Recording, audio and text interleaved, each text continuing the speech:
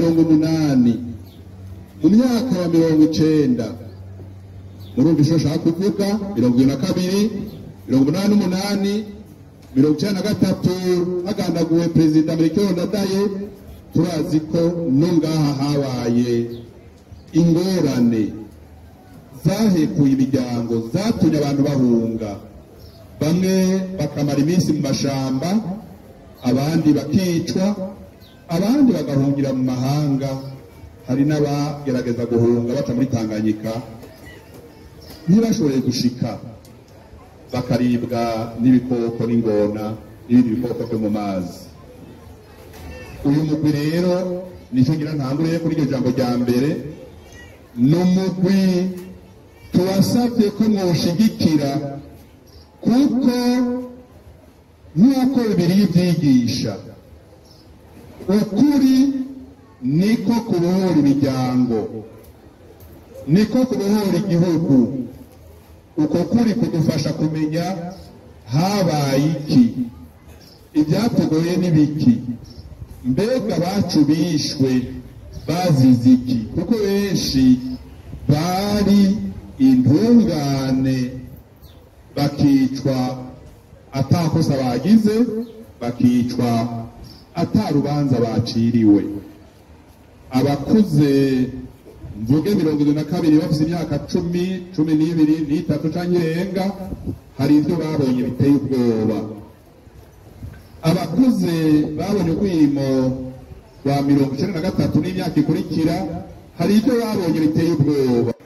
Eka igihugu cy'abakiriso baja gusenga minsi yose ku munsi w'Imana, ducika igihugu cinjiriwe na shetani. Biragoye kumva ingene uwo mubana mwaramusangira akabisi n'agahiye umuhindukirira ukamwica, hanyuma ugata mu kinogo.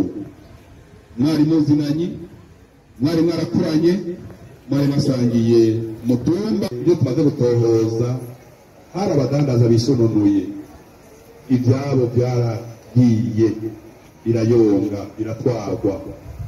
Imiryango yashoboye kurokoka isigara mu bukene budasanzwe.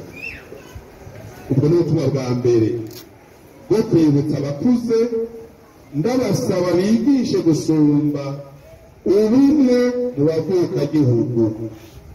Mwuga y'inzu mwicaye muri salo, mwigishe ubumwe, kuko nibwo buzogutuma tuva muri ubu mwijima wo kwicana,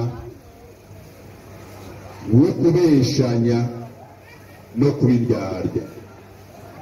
Abana bavuga uyu munsi n'abazovuka ejo ntibazobone ibyo ababyeyi bacu babonye baciyemo. Aho nari ejo Imabanda muri zone Kayogoro, nabajije nti gupfa ku mutima, bamwe bamwe twarapfuye kuko twakuriye mu kinyoma, twakuriye umutima wo kwicana, kuko n'utikishije umupangu wundi yicishije ibyiyumviro